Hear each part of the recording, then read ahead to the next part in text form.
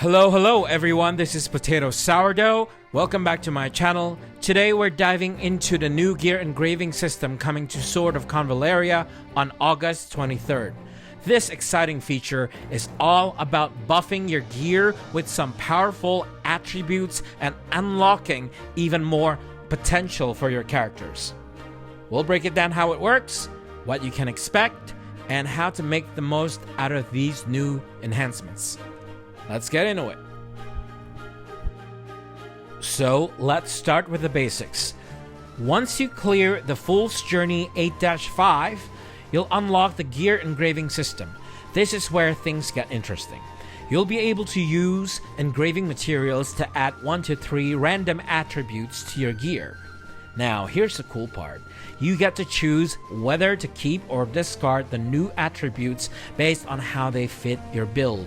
And of course, the higher quality of the engraving materials you're using, the better your chances of landing some seriously powerful attributes.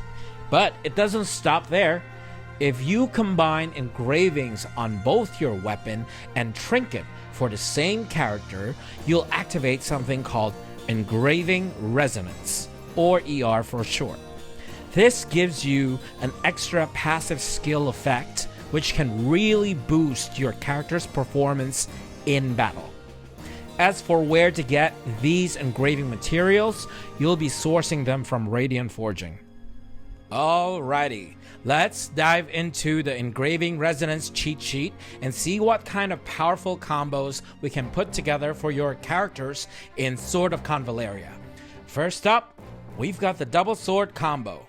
This one's perfect for those who love dealing massive crit damage. When you're attacking enemies that are still unharmed, you're going to get a 20% boost to your critical rate. That's a solid way to make your first strike count. Next, let's talk about the double one combo. This one's all about buff. Every time you use a basic attack, skill, strike backs, or assist attacks, you'll get a random level 2 attribute buff. That's right, buffs, all day long. Now, for those looking to stay in the fight, check out the double pentacle combo. When you take a hit, it increases your damage by 5% and reduces the damage you take by 5%. And if you're in a tough spot and about to go down, these bonuses double, giving your tank a last-minute boost.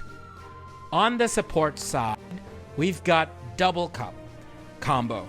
This combo is a healer's dream, increasing your healing effects by 10% and boosting the healing you receive by another 10%. It's all about keeping your team topped up. For those who like to move before they strike, Sword and Wand is a solid choice. For every tile you move before attacking, your attack and defense increases by 4%, stacking up to 12%. It's a nice way to turn positioning into power. If you prefer a more defensive approach, Sword and Pentacle boost your attack and defense as long as you stay unharmed. It's a great option for range fighters who like to keep their distance. Moving on, the Sword and Cup combo is great for sustainability. When you're in the thick of a battle, this combo increases your damage by 5% and gives you a 15% lifesteal. It's a nice way to keep yourself in a fight while dishing out damage. Then there's Wand and Pentacle. This one's all about defense, reducing the physical damage you take by 15%. A solid pick if you're gearing up for a frontline tank. The Wand and Cup combo is a bit of a wild card. At the end of each turn, you've got 50% chance to gain Engraving Resonance effect. When it triggers, it refunds the energy you spent on your next active skill and resets the cooldown. There's a cooldown on this effect, but it's a game changer in energy hungry and those who has long cooldown on their skills.